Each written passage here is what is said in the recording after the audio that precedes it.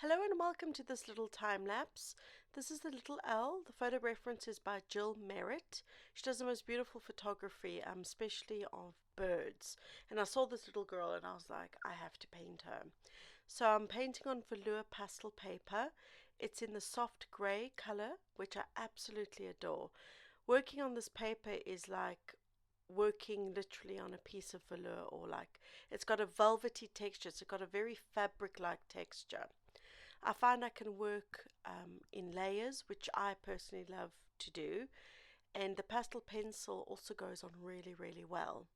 So for this piece, I just loved the lilac-y grey background with the beautiful yellow greens of the tree, and I brought a bit of those colors into her feathers.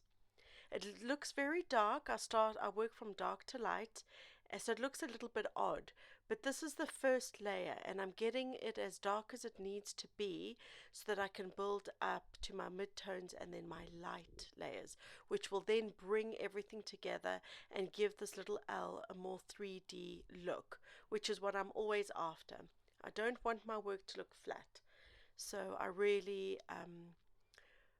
go really dark, and then build that up to my lightest lights. Using a mixture of different pastels here, I've got Rembrandt's, Mount Vision and Unison, all of which perform really well on this paper. So I absolutely love owls. I think they are my favorite animal. And not far from me, about 20 minutes drive, there's a sanctuary called the West of England Falconry. It's here in Newton St. Lo. And that's where I went and I met so many different little owls, and they just took my breath away. Just so, so beautiful. So if you are in the area, I would definitely check them out. They are pretty magical. Um, anyway, that's just a by the by. Working on this urn, I think it was a milk urn. I've actually cropped the original photograph because for tutorial I just wanted to create something smaller, and it was quite fun creating this rust. And I used a mixture of very warm tones, browny reds and oranges, and the stunning chromium green from Mount Vision and Schminky, and just working on that created the look that I was actually after, which was, as you can see in the reference photo, really rusty old milk urn. I'm calling it a milk urn. I don't know if it is really a milk urn, but anyway. So really happy with the way that that turned out. Um, I had to go back into her feathers after I thought I'd completed the work.